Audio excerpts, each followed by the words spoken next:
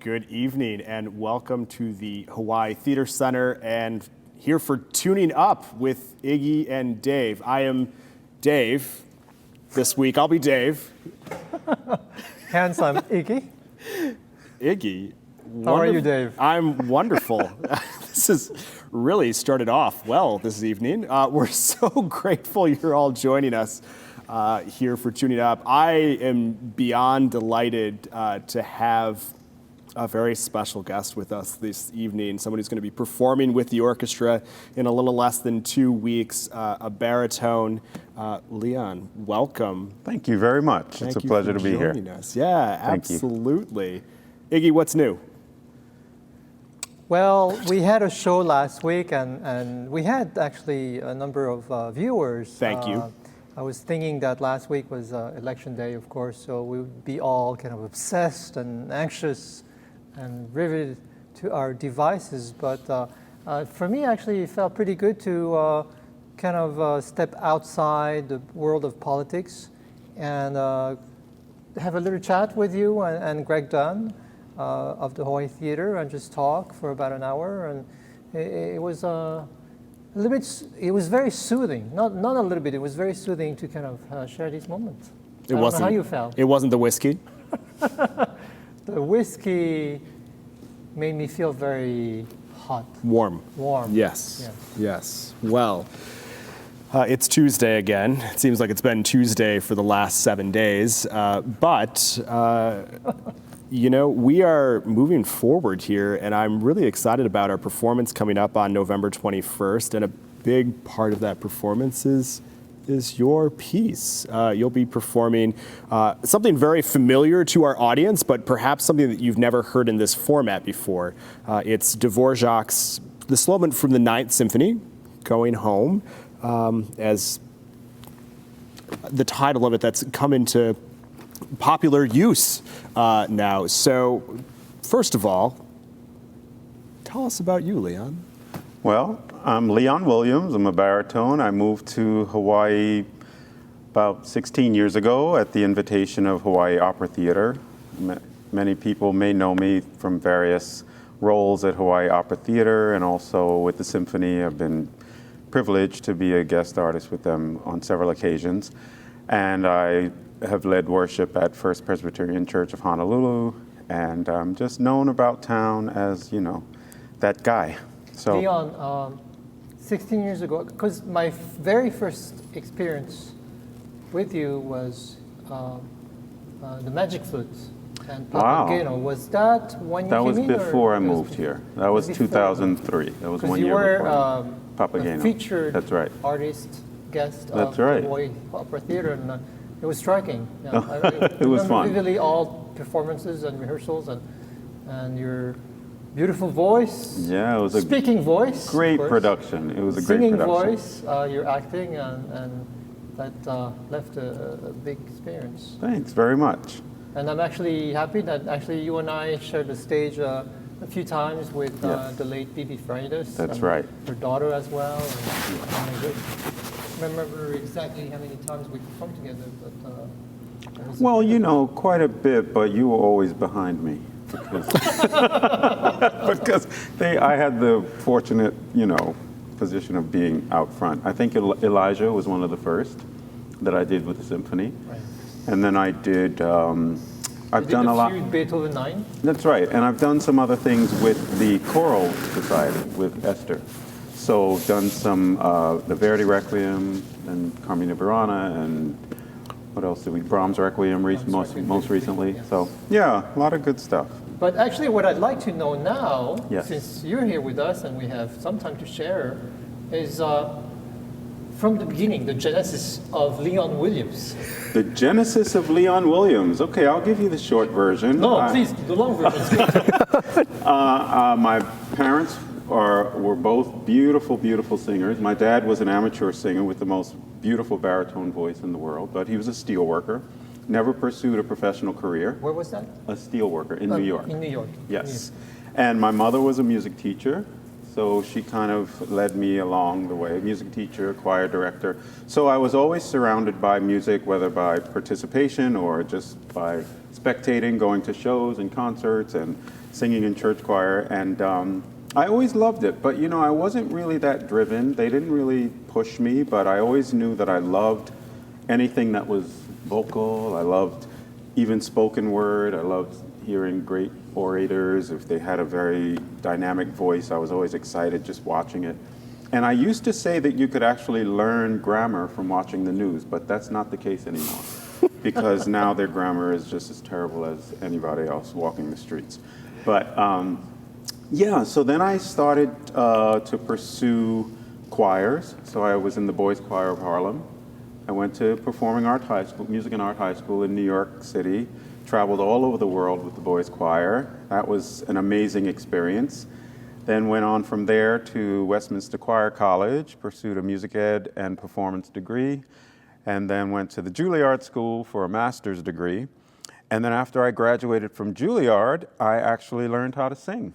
It was quite an academic career because I spent most of my academic career kind of being very insecure about my singing. I mean, I loved it, but I wasn't really as confident as I was until 2 years after I graduated from Juilliard, and a light went off and I just thought, wait, I better do something that looks like I actually spent all these years in school. So it was quite interesting. So. Dave, you also went to Juilliard. Do you also feel a little bit the same way, where you go to school and then you actually start learning more things after you get out of school? Well, the Alumni Association won't be reaching out to us anytime soon, but My wife also went to right, yes.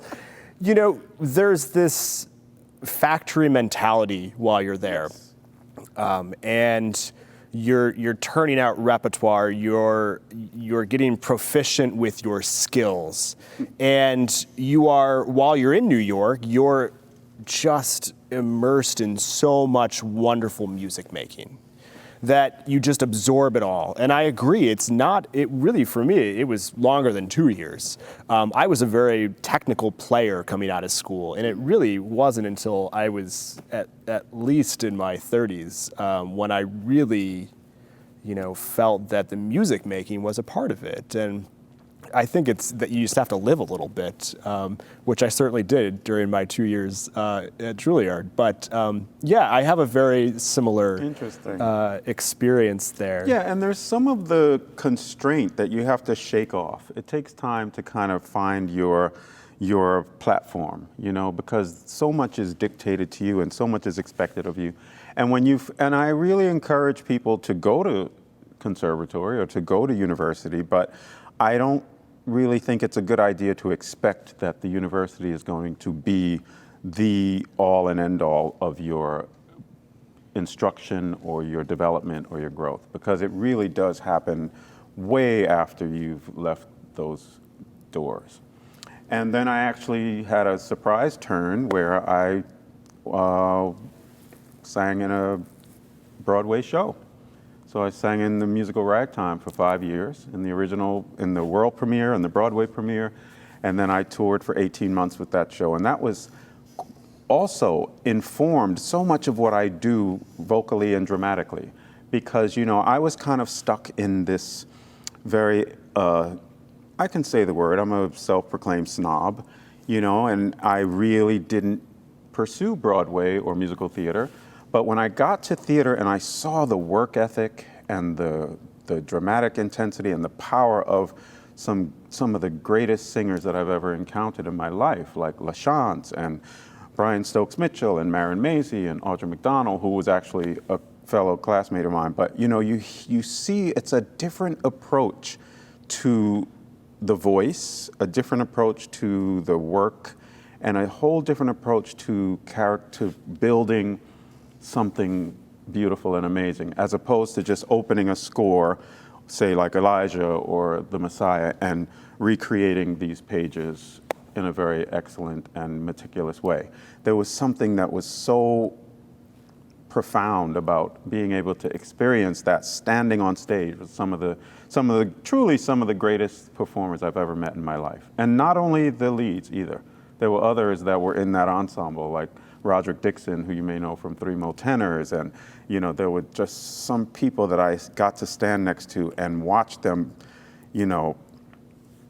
perform 8 times a week in this amazing musical that was written by some of the greatest composers of our time. And that informed so much of what I did. And it wasn't until after I toured with Ragtime that I started taking on more Carmina Buranas. And then I used to always joke about, there were certain hooks in that part that I was like, okay, I'm gonna do this just like Brian Stokes Mitchell. I'm not gonna cover, I'm not gonna line it up, I'm just gonna let it out. And it was so funny because a girlfriend of mine called and said, okay, Leon, you're not Brian Stokes Mitchell, right? But it was interesting because I started trying to extract different things from each of those singers. And God rest her soul, but watching a powerhouse like Maren Maisie every night, and she was classically trained, but she just had this gift, this power, and this depth that, I think it would be really great for all classical singers to really study and examine the way theater artists hone their craft. But it's not automatic. I mean, it's harder for some artists. It's harder for some than others. I mean, I could see myself, being classically trained and branching out a little bit into jazz and Broadway, and how do you become more of a natural doing those genres, whereas as opposed to kind of not feeling quite comfortable? I mean, did you feel like there was a period of absorption or immersion where you kind of naturally learn, or did you actually have a plan to physically learn and little by little? Did it come naturally to you? I think that's a great question because I was always kind of a natural singer. But I think the important thing is to not lose yourself. No matter what you're drawing on or what you're incorporating into your artistry, don't ever forget what your core is and what your identity is. Your musical identity, your temperamental and psychological identity, so that now everything that you draw on becomes something that you're just adding. You're adding seasoning and spices and stuff because, there were many times where I was pretty much stereotyped as, that classical guy. Even in high school when I was at Music and Art, we had a lot of gospel singers, a lot of theater singers, and they used to nickname me Opera Boy. But I wasn't really that much of a stereotypical opera singer. But because my voice and my whole apparatus lent so much to that style, they gave me that nickname. So it was very funny that I didn't really consider myself the stereotypical, international operatic sound. I always did sing very naturally. But there were times when, I did understudy Alton Fitzgerald White in the role of Coalhouse Walker, and I also understudied Booker T. Washington. And whenever I went on, there was always some other castmates in the backstage joking, saying, "Oh, we're getting a recital tonight," but I didn't think I was doing anything other than what the role demanded, but my true nature was still coming through in those parts. When you were young, were there vocalists classically trained that you said, I want to sound like that? Was there a voice that you were emulating at that point, or it was just naturally who you were? Very, very funny that you would ask that question, because when I was young, I was obviously singing in the first grade. And I sang Tomorrow better than Andrea McArdle. It was like I was Annie. It's like I would open my mouth to sing and they would say, "Where is she?" Because I just had this boomy high voice, not a boy choir sound, but a very belty Broadway, open your throat and sing sound. And I remember when I would hear, men with changed voices sing, I would literally look at them and go, why are they singing so low? That sounds terrible. And then that rude awakening when my voice changed, I had to really figure something out. Yeah. But as a youngster, I always loved, Broadway. My parents took me to hear shows, and there were singers like Vivian Reed that really captured my attention. And she was a Juilliard graduate too, but she sang in this show, Bubbling Brown Sugar, and she stood there flat-footed with this white tuxedo on and just belted out this song. And I just was forever captivated by that. And I always loved people who spoke well in public. I had a pastor, Father Good, at my church who, when he gave a sermon, it had an arc, like one of the best monologues you could imagine. But it was natural. I always loved listening to video and recordings of Martin Luther King. You know, when he modulated his voice, you just heard this connection to the soul and the passion. And when you think about it, you know, people would ask me, who's your favorite singer? Sometimes I would say Martin Luther King, even though he wasn't necessarily a singer. But when he spoke, the tone of the voice was just so powerful and beautiful. And it was, if someone really did an experiment and notated the pitches, you would actually probably end up with an aria. And actually, Lee Hoiby wrote a fantastic piece based on his I Have a Dream speech that I premiered in Japan and in New York. Wow. Yeah, and it's fabulous. It's the whole speech set to music with orchestra. And it's just that type of thing. So later, as I began to really get excited about music, of course, none other than Leontyne Price. Everybody loved Leontyne Price. And I didn't know what the operas were, but there was that famous commercial, the United Negro College Fund. And, you know, we want to do our best, please understand, we're not asking for a handout, just a hand. And then she pops up to this high note, and you're sitting in your living room as a kid, you're going, okay, first of all, who is this woman? Second of all, what is she doing with her voice? And what planet did she come from? And then you get excited about a singer and you start to research and hear more of what. So Leontyne, I mean, it's such a torturous question to ask me who my favorite singers are. So I always just start with Leontyne. And of course, my dad was a beautiful singer. He had a gorgeous voice. But then there's so many others for so many different reasons, you know. I was a huge fan. She just ended her career, actually, Edita Gruberova. Ironically, a Czech-born singer. And there are people like Kathleen Battle and Barbara Hendricks, whose artistry and their intellect, you know, their academic integrity, everything that they did was just sheer perfection. You know, the diction, the language, the characterization, the vocalism, and, you know, there were singers that I got to perform with at Westminster Choir College. You know, when you get to record with orchestras like the New York Philharmonic and the Philadelphia Orchestra with Riccardo Muti, and you're standing literally feet from Simon Estes as he's singing Berlioz' Romeo and Juliet. And then Jesse Norman is on this side, and you're just staring at them going, is this my life right now? Because you're on stage with some of the greatest singers who've ever lived. And it's quite amazing. Even at Boys Choir of Harlem, we did Mozart Requiem, and you know, we were required to memorize the whole piece. And these amazing soloists would come and donate their time. Seth McCoy, William Warfield, Hilda Harris, Shirley Verrett. And that would be our quartet. And here we are, 14 years old, singing the Mozart Requiem behind them. And I remember there was a mezzo, Veronica Tyler, I believe her name was, I could be wrong. And she turned around in rehearsal and she looked at all of us singing the Mozart Requiem from memory. And she says, the world should see this. And you know, these are my experiences where I got to really not just admire these singers from afar, but be on stage with them and participate in ways that are not very common for most singers as they're growing up.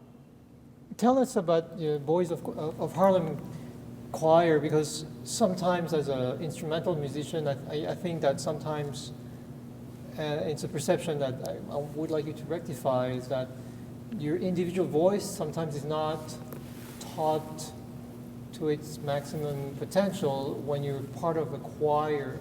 I've been in places where I felt like they weren't opening their chest or something. I don't know. Is that a misconception? I don't think so at all. I think that's a very, very accurate description of what takes place, because in a choir, the objective clearly is not to perfect the solo voice. It's to perfect a sound. So I call that a cart before the horse experience in a way, because we did everything that a world-class artist would do, but we didn't know what the heck we were doing. We had no clue what we were doing. I mean, we didn't know technique. We learned, we went to camp and we went to rehearsals and we learned the notes and we learned music and languages, but you had these young teenagers singing great works from cover to cover from memory, and most of it was rote. Some people knew how to read music, but the point is that I call it the cart before the horse because we were on major international stages before we ever knew what we were doing. There was kind of an oblivion or an ignorance that truly was bliss, because we just did what we were told, and then we ended up being celebrated for doing all of these great works. And you're right, you're not trained to perfect the solo voice, and you can compromise the growth of the solo instrument if you do so much of your work in an ensemble. But I would not ever discredit the value of participating in an ensemble like that, because it gives you so much security. Even in Ragtime with Rod Dixon, who's also a classical singer. I know Rod, yeah, from Chicago. Yeah, so Rod Dixon and I would always crack up because, we had some pretty strenuous parts that we were expected to produce every night. And Rod was like, yeah, I like being back here in the back because I can just try stuff out. And it's true. You don't have that pressure or that stress of being so exposed. So when you're in an ensemble and you've already achieved a certain degree of expertise, you can really try some stuff out. Heather Headley, for instance, she was in that original cast in Canada. Another incredible singer. And, there were times when I would be standing next to Heather and all of a sudden something would come out and I would go, oh my gosh, Heather, what the heck was that? She said, I just checking to make sure it's still there. Because you're not trying to burst out in every performance. But, every once in a while we get excited and, something would just come out and you'd be like, what was that? She's like, I was just trying something out. But yeah, it's a great opportunity when you're in an ensemble, especially when the ensemble has a standard, a high standard of quality. And that's been a blessing for me. Since Boys Choir of Harlem to Westminster Choir, we were just looking at some recordings where I worked with Giancarlo Menotti. And, who can say that in college I worked with Giancarlo Menotti and Filippo Sangius and Bruce Beresford and Christian Bade, doing all of these amazing productions in Spoleto at the festival, where, you're basically a baby, but you're on stage with these international artists doing great works and doing it well. So it's not like you're just singing in a glee club or an amateur choir.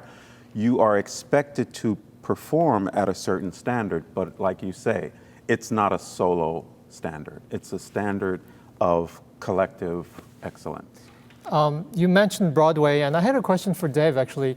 Sometimes we forget that we think of Broadway shows, and they do these shows maybe, 30 times in 3 weeks, but it takes quite a high level of professionalism.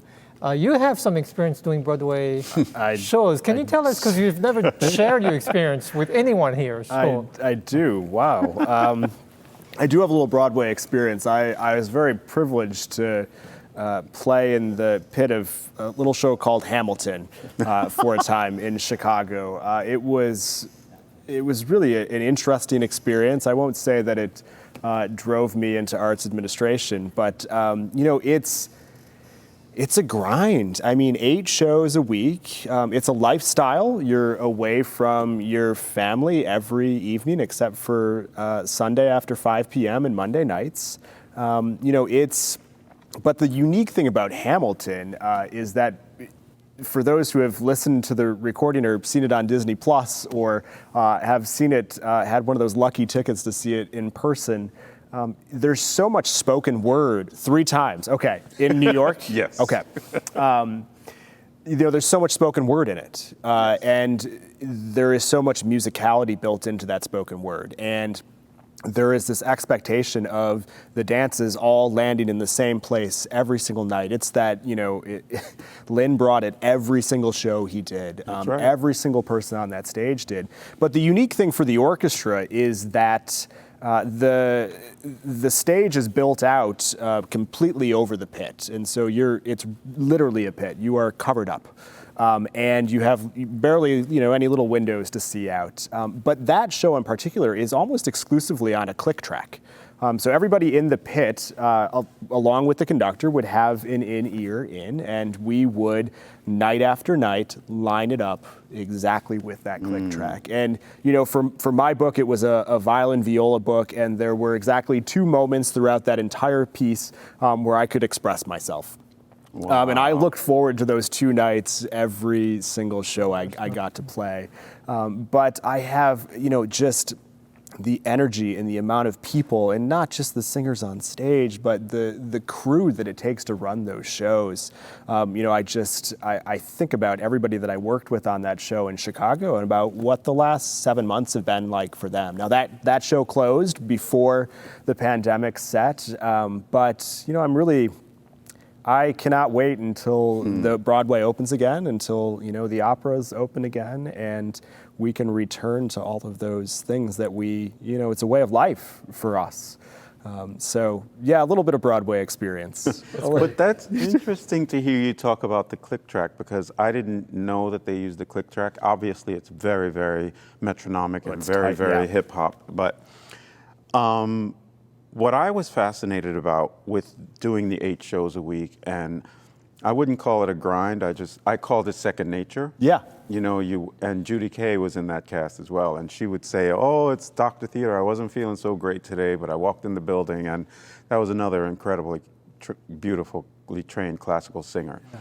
And she's sang the role. But, in a way, we were human click tracks because we were expected to stay in a mold. Like, you weren't. One of the most distressing things for me, or not distressing, but kind of rude awakenings, was when I didn't pursue Broadway, but I ended up getting cast in this amazing show. And then when you see the way everyone is credited, you have the creative team, and then you have the cast. And I didn't realize that meant if you're in the cast, you don't create. You just do what we tell you.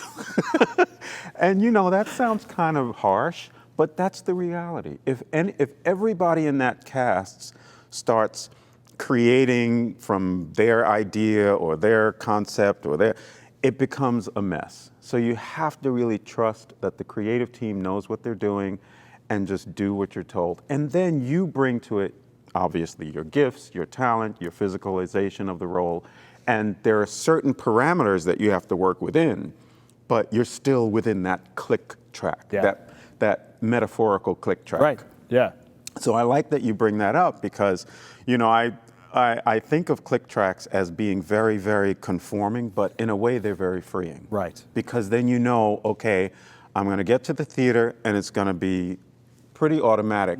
All I have to do is make sure that I'm awake and that I don't fall off the stage.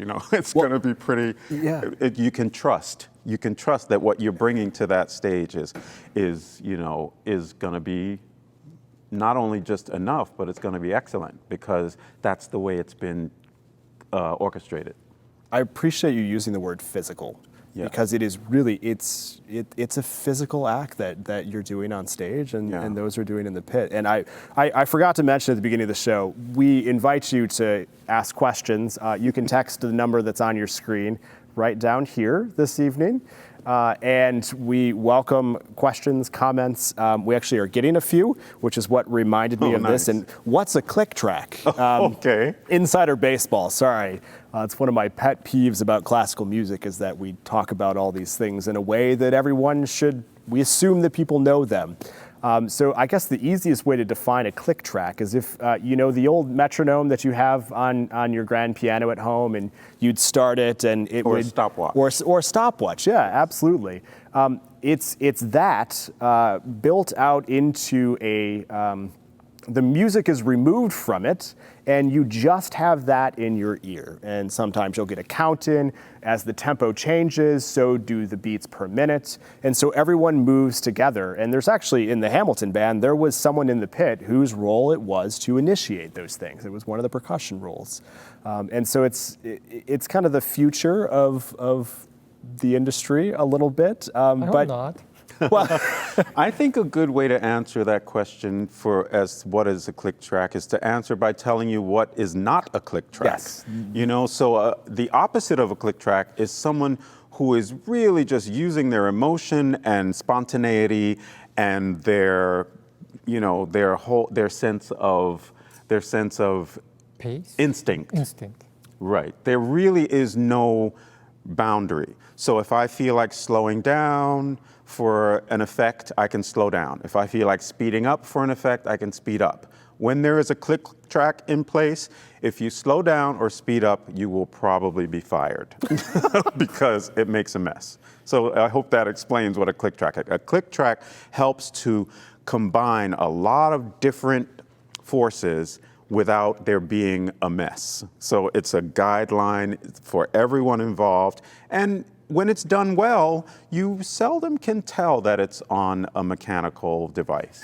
I'll tell you, sorry, but one of my worst experience was using a click track for a movie showing. So what happened is that we're showing the movie, and of course for the movie, there has to be a click track because we all need to finish according to the scene. But the problem was that the click track was given to the conductor, but was also given to not the whole orchestra, but to the principal players. oh, And the problem was that we had a conductor who couldn't conduct to the click. Oh my goodness. So those of us principals, we didn't know what to do. So some of us went with the click track, and some of us went with the conductor's technique. And so you had, 10 different tempi in the orchestra. And I was trying to go with the click track because I could see the screen, the movie. And I was trying to, we got to go with the movie, and I was being very stubborn. And if I get stubborn, then there's no stopping me. But then I realized at the dress rehearsal that, maybe it's time to relax, just don't fight it, and let the conductor be the conductor. And so eventually it settled down somewhere in between. Oh yeah, the other thing I didn't appreciate was that the conductor blamed the orchestra for not staying together. Isn't it always the orchestra's fault? So anyway, that was a bad experience I had with a click track. But I wanted to ask you something else, Leon. Egos. So like we have an orchestra, we have characters, we have egos, but we're all sort of instrumental players.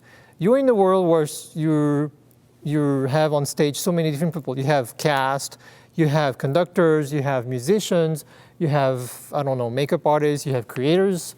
That's a lot of egos to manage. Do you feel that sometimes, you can say something and someone with the best of intention and someone will take it very badly, or in Broadway or the opera, or? I love this question, Iggy, because I really am a huge fan of ego. I love, the more ego in the room, the happier I am.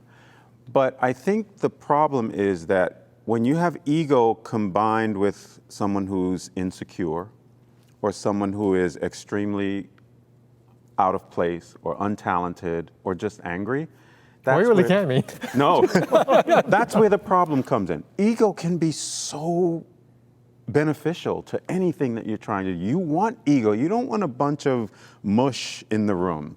You want people who have confidence and who know what they're doing and who have experience and have a sense of self-worth and know that their contribution is valuable. But it's when a person is insecure or when they feel like they have something to prove, that's when it turns into something ugly. So it's like I say, it's ego gone wild, It's like, but ego in the proper context Yes. is a beautiful thing. I love it. Can be creative. Absolutely, because I don't like boring. And I think the absence of ego sometimes can be very lackluster and very drab. And it makes me want to just go home. Dave, how's your ego? I am just enjoying all the personalities on stage tonight. This is a blast. No, I'm having a great time. We're getting some more questions though, not to deflect. Yes. For the upcoming performance with the symphony, I'm going to assume this is for Leon, because actually we have a secret. Iggy's taking the week off. He won't be joining us for the performance, and we talked about this a little bit next week, but because opportunity has been reduced due to the pandemic and the amount of performances that we can put on and all of the sorts of constraints that we've been operating under, Iggy has graciously invited another one of our colleagues to join the orchestra that week, just because we're limited on the amount of space we have. So Iggy won't be joining us. I'll be tuning in. You'll be tuning in. Yeah, Excellent. absolutely. Excellent. So this question is definitely for Leon then. How are you preparing since you haven't been able to sing with an orchestra for several months now? Is there a new process in place? Is there, what's going through your mind? The best way to prepare for that is to bring my ego. No, I'm just kidding. No, the best way to prepare for that is to actually prepare to make sure that my component of the piece is as solid as it possibly can be, so that when I come into the first rehearsal, there's no hesitation, there's no question as to whether or not I've prepared everything that the arranger and that the composer have put forth. Then I'm free, as I said before, because now I have secured that foundation. Now I'm free to adapt to what the orchestra is doing, adapt to what the conductor is doing, adapt to the tempo. I have an idea of what I think the tempo might be, but when I come into the rehearsal with strings and a conductor and in this space, I may get a completely different feeling than I get at my home practicing. So I have to come in with an attitude of flexibility, but I can't really be flexible and adaptable if I don't know what the heck I'm doing. So preparing is the most important component of my preparation, is to make sure that my contribution is as solid as possible, so that when I come into that space with everyone else who has to come together in a short period of time, that I can make sure that we're getting a good result, a good end result. Well, we'll get to the piece you're going to perform, but I have a confession to make. The confession is that I used to attend the church where you sing, the First Yes. Presbyterian Church, when they were on this side of the island. Oh, wow. When they moved to the windward side, I haven't been as faithful. But anyway, that's also where my wife and I got married. And so just a shout out to Pastor Danchan. So have you been able to sing at the church services or during this pandemic, or has that been put on hold? Okay, that's very interesting, because when you invited me to do this interview, you asked if there was anything that I didn't want to talk about, and I never thought that question would come up, but it is horrible, because what they do is they make me stand in my living room and record myself. I do remember, I think, was that Easter service, I think, where that my wife... Actually, no, that was pre-recorded. Okay, that's... But it's the most dreadful experience, and I refuse to perfect it. I refuse to get better at it. I just can't stand it. So it's so funny that, of all the things you could have asked me, but yes, we have been doing online services, and occasionally they will call upon me to perform something with a pre-recorded track and put an earpiece in my ear and record it for my iPad and then send a file, and then they have to match it up, and it's just so not enjoyable. I know that the end result is good, but it just makes me crazy. I would love to have any one of these people here come and help me record, because I can't stand recording myself. It's almost like, I become now this robot, and it's like, it's not natural. And it's kind of, yeah. It's kind of like I'm now distracted from what I'm best at doing, because I'm making sure that the equipment is working properly and that the the iPad is recording and that the mic is working. Now I'm a technician and I'm not really creating and expressing myself as freely as I normally would. So I much prefer to have someone back there doing what they know how to do with the cameras and me over here just, and there's some people who really are thriving off of this whole age of self-recording. I'm not one of them. Well, for sure you'll enjoy the performance this week. Oh, Tell us absolutely. about the piece that you're going to perform with us. Oh my goodness. You know, there's so much fantastic orchestral repertoire, and I'm a big consumer and absorber of non-vocal works as well as vocal. And I have to be honest and say that Dvorak symphonies have not been, they're in my playlist, they're on my iPad, they're in my iTunes library, because, you know, I don't know if you remember the era when everything had to be transferred from CD to iTunes. You couldn't just go to iTunes and start downloading stuff. So if I went to someone's house, I mean, I don't know if this is legal, but if I went to someone's house and they had like a big collection, I would just be like, oh, I'm not feeling well today. And I would sit at home and just download all of their CDs into my computer. So I have all of these Dvorak symphonies, and I never really was familiar with Symphony 9 of Dvorak. So when I got the call from David, and I said, okay, well, sure, let me look at it, because I'm sure that I've heard that piece before sung as a solo. And I listened to the entire symphony. It's fantastic. But then researching a little bit and learning about, you know, I mentioned to you how much I love Edita Gruberova. So here I am, an American baritone who loves Edita Gruberova. Who's from Czech Republic. And I met her, actually. It was the only time I was ever starstruck. I was walking in the cafeteria at the Met, and she was eating a bowl of pasta, and I just stopped dead in my tracks. I couldn't even speak. So to know that Dvorak actually came to America and taught at an American conservatory, met these amazing American musicians, and met a tenor who actually inspired that line and inspired the orchestration of using the English horn for that solo line throughout the Largo. Right. So you actually told me something I didn't know, because we all think of this, we all know of this slow movement. Yes. And the solo is being performed by the English horn. But That's right. You told me he that... originally scored it for clarinet. And then when he met Harry Burleigh, he loved the timbre of Harry Burleigh's voice so much that he wanted to mimic the sound of the tenor voice, so he used the English horn. And then it was 20-some years later that Fischer set the words. His student. Yeah. Fischer was a student of Dvorak. That's right. Yeah, That's absolutely. Right. But it's just, you know, I love the piece so much because the poetry is beautiful. It has kind of a double meaning. It leans more in the direction of going home, as in going home to your final resting place. But it could also be a longing to actually return home after being away from home for a long time, or being, you know, estranged from your homeland. But it has a lot of leanings in the direction of desire for heaven and desire for rest from the weariness of living on this earth.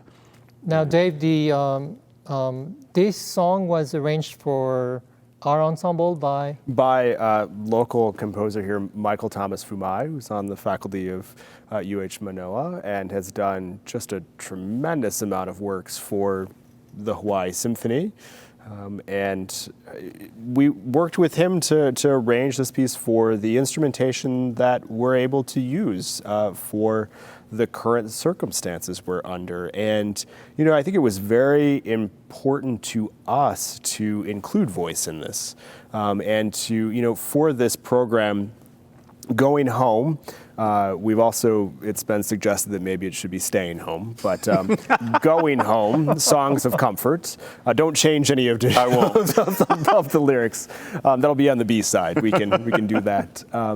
But no, it fits so well with, I think, the sentiment that so many of us are feeling right now. You know, we've talked about this in previous weeks. You know, little did I think in March when I moved here that, you know, I would not leave. You know, I've not seen my family in Chicago.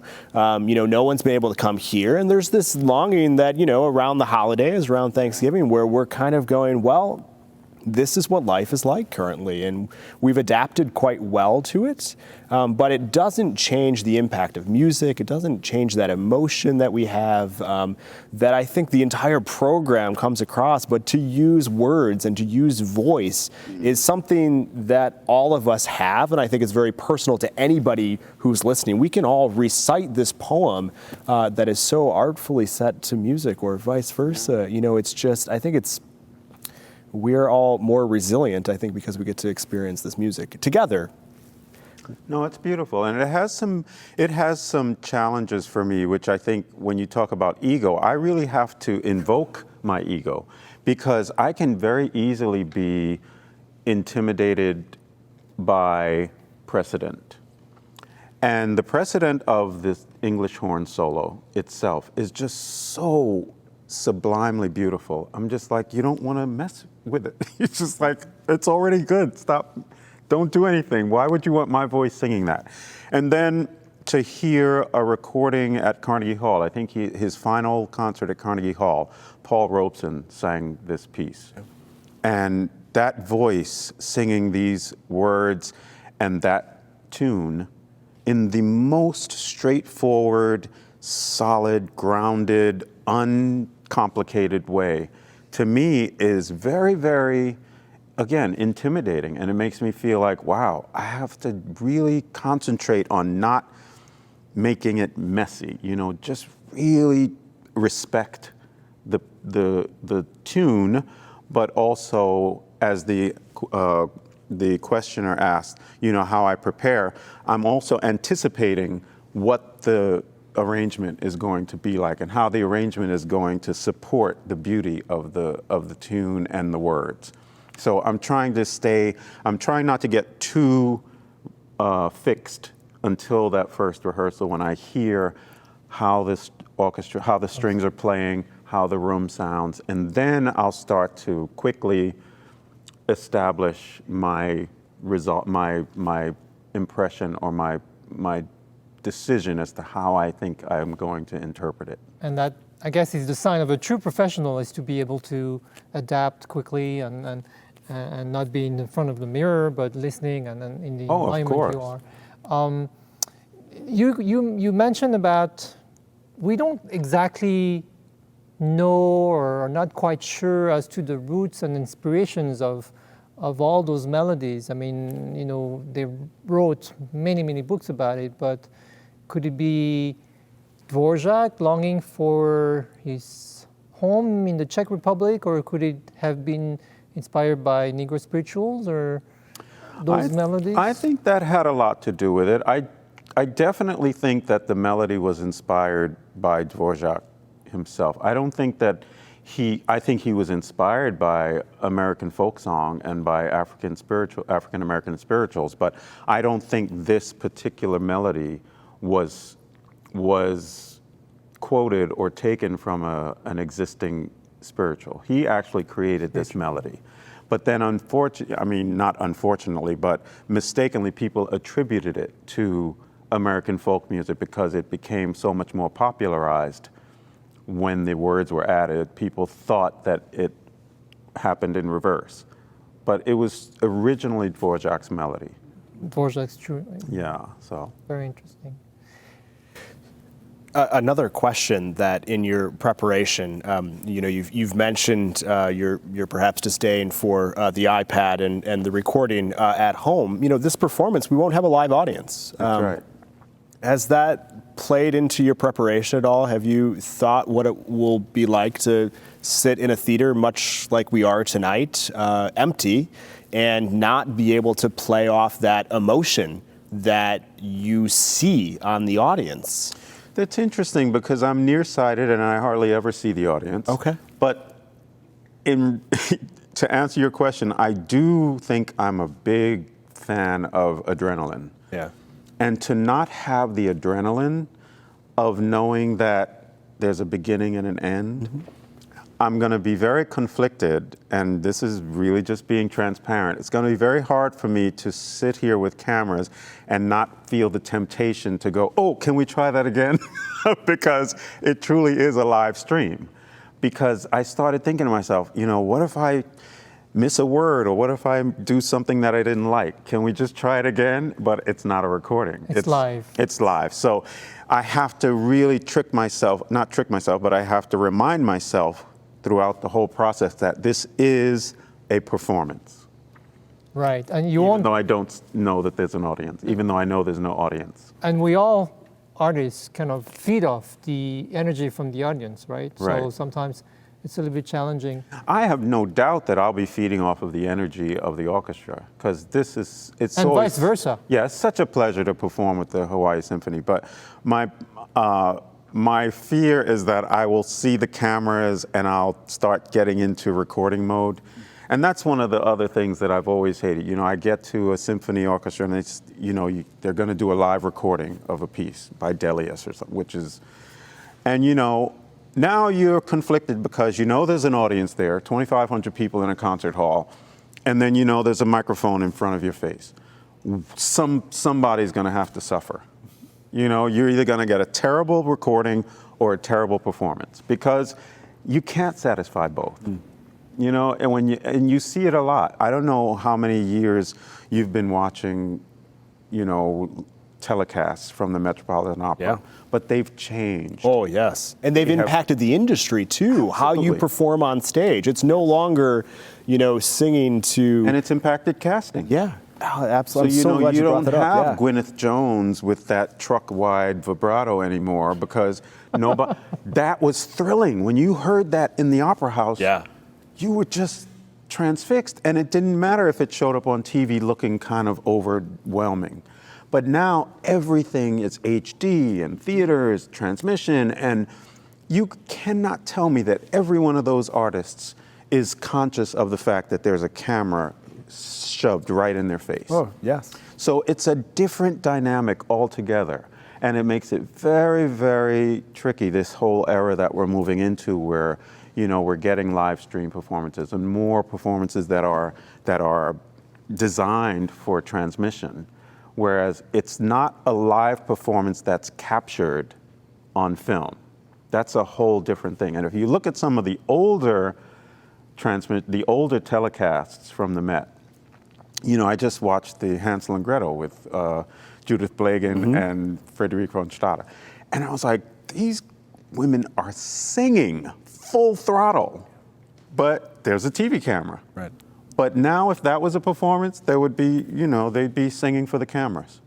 And I don't mean to insult any of my colleagues out there. I'm just saying that you get a whole different level of energy. You know that those singers were singing for the back of that family circle. That's, one of the things as we've built out this Sounds of Resilience programming, one of the things that was very important to us was obviously the cinematic quality, Yes. Donard, our wonderful videographer, our one camera operator who magically works 8 cameras, and Bob Dickerson, who does our audio for these performances. What we were really trying to capture, and the commitment to doing it live, was this event, that this is not something that we've had multiple takes at. This is something that we are experiencing together. And I think for me, it goes to something that's important to me in the arts. And I know it's important to Gregory Dunn and the Hawaii Theater Center. We're building community. We are all stuck at home, but we are going to come together at 7:30 p.m. and we're going to witness something that takes place, and it will be live, and we will experience it together. It's like opening a glass of whiskey or a bottle of wine. It's what's happening at that time when you're experiencing it that makes the art come alive. Yes. And so I'm really proud of how we've done that. And it's going to be really interesting to see how the entire performance unfolds here. I think so. I'm just glad we get at least one rehearsal. Because imagine if there wasn't even a rehearsal. That would be exciting. We've been known to do things like that in the past. It will be exciting regardless. Yes. One or two rehearsals. Well, I just have to say, also you're It'd speaking. be great to have you, bro. You were speaking about how casting is done and all those things. I just have to comment that little did we all know that Concertmaster would host an acclaimed Tuesday evening broadcast. I mean, it's. I'm very humble because my wife says that she finds Dave Moss' voice very beautiful. until today. Now I'm sure she's gonna tell me Leon's voice is just certainly. amazing. So if I wish I could go to school and just learn how to speak beautifully. Just be you. Did you parents, did you have a nice voice prior to becoming a singer, or did you have a nice voice after becoming a singer? Another interesting question. Again, remember I told you I always admired everything vocal. And my dad was the type of person who was, although he was a blue-collar worker and a steel worker and a welder, he would not permit colloquialisms, he would not permit slang, he would not permit poor grammar. So he's the type of father who would stand there and if you said something incorrectly, he would say, what? And you're like, I don't know what I did wrong. Just tell me. It's like, you're terrified because, so he did encourage and instill in us the importance of speech and communication, vocabulary, language, and how you communicate, how you express yourself, and even how you defend yourself or how you present yourself. There's a long drawn out story, which I won't get into, but I can remember once I was going on this trip and I asked my father for some spending money.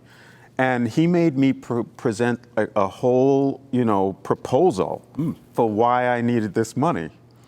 And it was so funny. It was such a great lesson in knowing how to value yourself because all I wanted was $10, right? So he made me wait the whole week and write this proposal and stuff. And then when he finally got I presented my case to him, I said, well, I might need souvenirs or I might need to buy mom something and I might need to buy a snack. He gives me the $10 as I'm walking away. He says, I would have given you 20. So it's that kind of, he had that kind of, tough love, but he always emphasized the importance of correct grammar, speaking clearly, stating your case, making sure that you were communicating effectively. Right. And my mother too, she was a school teacher, so she had to have this very, very pointed and authoritative voice. So I was just surrounded by it all the time. And I never really developed an accent, a Brooklyn accent, and I never really spoke in any sort of slang term. I always felt that if I didn't speak properly, it was going to be trouble for me. So that's how I developed, my speech. Sometimes if I'm joking around or something, I'll try to mimic some sort of slang, but it always sounds ridiculous because it's not me. But it's funny. We're getting a few more questions and just some appreciation for how direct and frank you are about the singing experience. So, okay. We really are appreciating the conversation this evening. It's so great to have you here. Another question that we're getting is no wine tonight. We have moved on to whiskey. We must be in our 20th episode of the Iggy Show here, and this again.